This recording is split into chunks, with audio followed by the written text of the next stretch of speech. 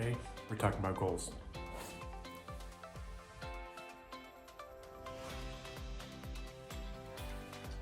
Race goals. But first, we eat.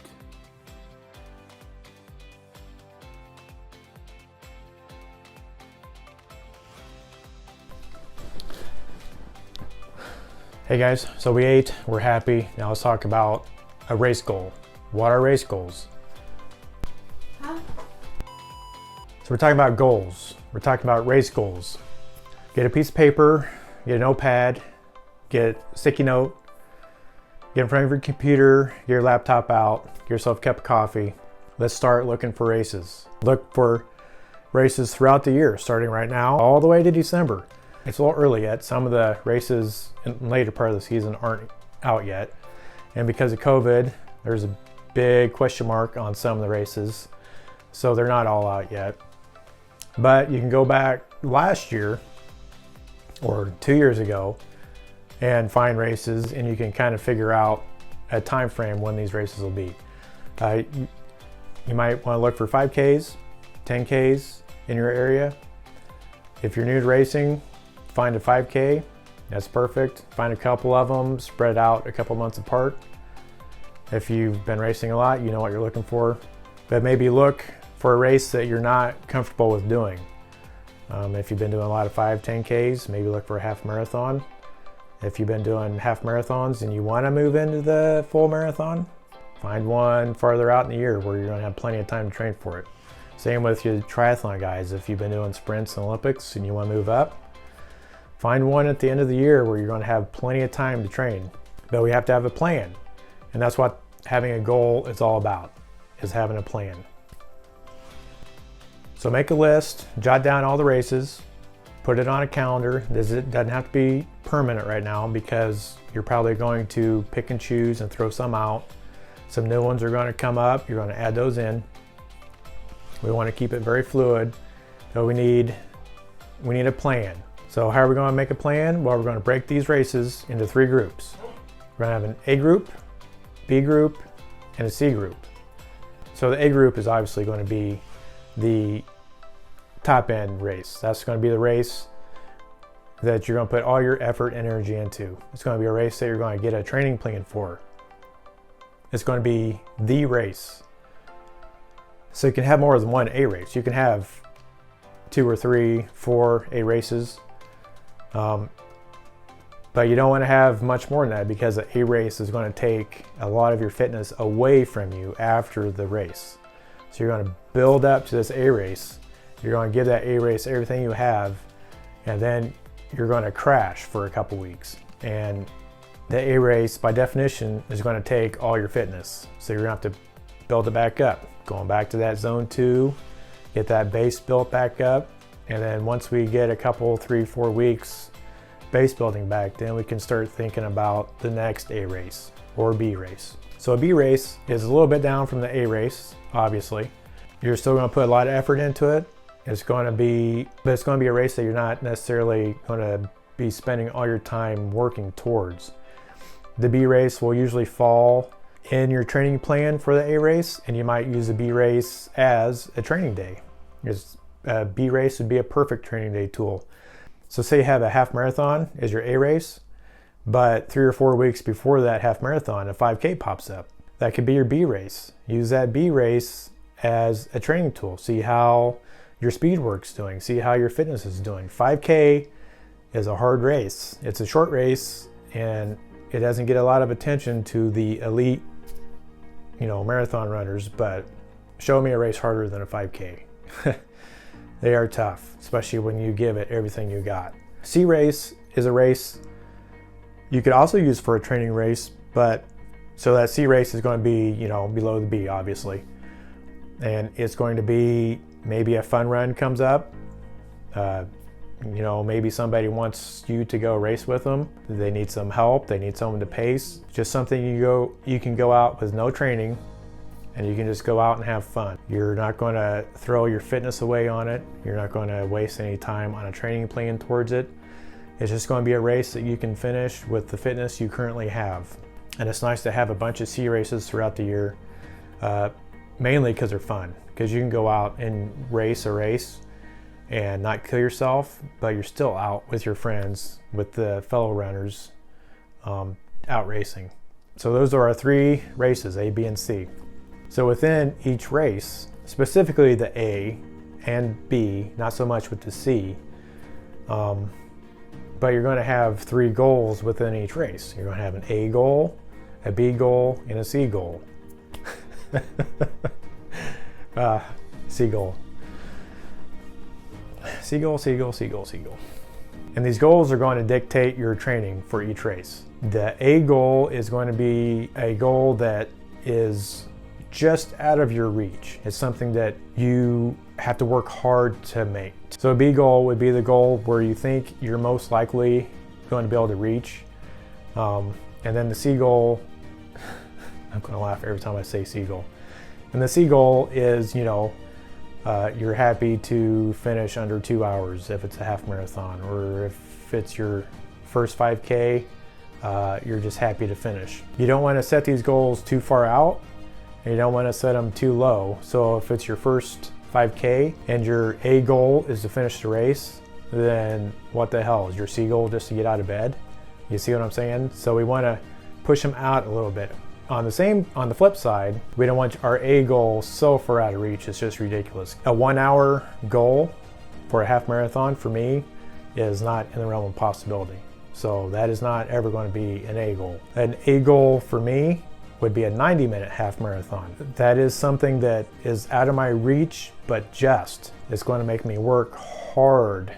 The B goal is something that I think I could reach with a little bit of training. It's going to be something I would be happy with. And then the C goal is, the backup. If everything goes bad, but I still finish the race, if I still am under a 2 hour half marathon, it's still something to hold your head up about. It's still a goal that you met. So that's easy. We have A, B, and C races. We have A, B, and C goals within each race. So now we need to get a training plan. Training plans, you can get them 14, 12, 8, 6 weeks out. That's why it's important to have these on the calendar so you can time them out. Right now, I have a half marathon coming up in May. That's what, 16, 15 weeks away? So I need to get on the ball and get a 14-week training plan going. I still have a week or 2 of base building going on, where I'm just going out, running zone 2, doing just a little bit of speed work, just keeping my muscles fresh, but I have no plan. I'm just out running. I'm just out having fun, which is fine, which is great. That's what running is supposed to be. It's supposed to be fun. But I have no plan, so we need to get a plan. So look at your races, your A race, your first A race, figure out how long it is before that race, figure out how long you think you're going to need to get up to snuff for that race. If you never ran before and you have a 5K coming up in June, that is plenty of time to get a plan so you can finish that race, so you can do well at that race. You still have another month of base building to go, then start looking for a plan, get a 8-week, 12-week plan. That's going to tune you right up for that race, and you're going to do awesome on that race. But we have to have a plan before we can do anything. So let's go find some plans and see what we can do.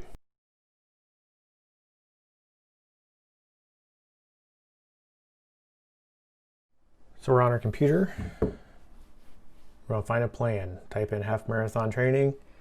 Hal Higdon is a great one. Open up his site and you can see there are 14 marathon training plans, 7 half, the list goes down. Base training plans. So I opened up the half marathon plan and you can see it's broken down into all these different categories.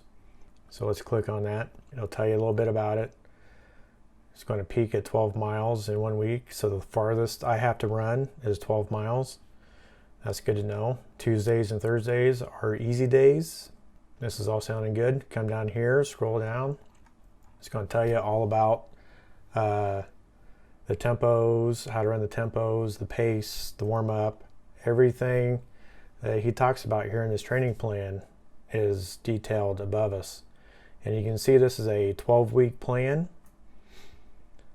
And it starts on Mondays, which is perfect. So this first week, we're starting off. Tuesday, we have a 3-mile run. Wednesday, 5 400s at 5K pace. Thursday, another easy 3-mile run. Friday is a rest day. Okay. Saturday, easy 3-mile run. Sunday will be your long run. So this is starting off real easy. And you can see how it progresses. So, and then we get all the way down here the week before the last, and we're doing 60 minutes of CrossFit, 5-mile run, 10 400 at 5K pace. That sounds like it's going to hurt. 3-mile run, another rest day, 3-mile run, and 12-mile long run. And then this last week is a little bit of taper. This last week is a little bit of taper. We're down to 4-mile run, just a 30-minute tempo, 2-mile run, rest, and then we're full on ready to go this half marathon. So this is what a training plan might look like. So let's look at a 5K plan. So it's only an 8-week program. Starts on a Monday. You're going to rest or run walk. Tuesday, run 1.5 miles. Run and walk on Wednesday, 1.5 miles on Thursday. So I think this is doable if you're getting out and you've been running. I think this is very doable, especially it's an 8-week program. Maybe you're not going to have a 5K probably pop up for a couple months. So I think this would be perfect. Triathlon plans, let's see what we can find.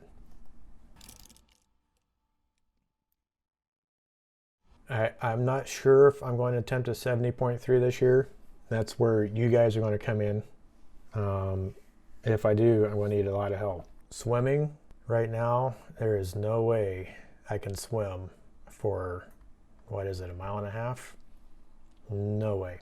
Olympic, I think I can do an Olympic this year.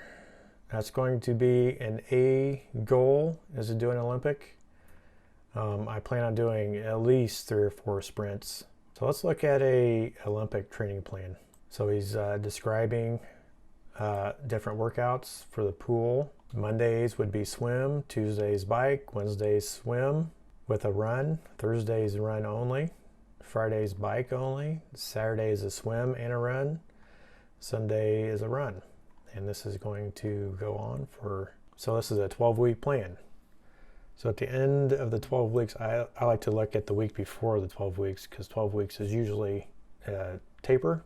60-minute easy swim, 40-minute run, no problem. 60-minute bike, poof, that looks doable. Another 60-minute swim. See, this swim just freaks me out. My pool was only open for a few months this summer, and it's currently closed. Well, technically the pool is open. The locker rooms are closed. So I don't think my work wants me to show up after lunch swim in my Speedo. So I haven't been to the pool, and I don't know when the locker rooms are going to open. So my bike is going to need a lot of work, but it's very doable. My run, I think I could nail the run. I'm not worried about the run. Okay, so those are some examples. So that's training plan, super simple. Find your A races, find your B races. Let's get a plan. Let's get something going. Let's get out there. Let's keep running. Let's keep swimming. Let's keep biking. Let's keep working out. Just keep moving. We got what, 15 days left in January? Keep moving. Let's work for that 30-day challenge in January. I have t-shirts ordered. They look pretty cool. I'm kind of excited. So let's keep going. We'll see you next time. Peace.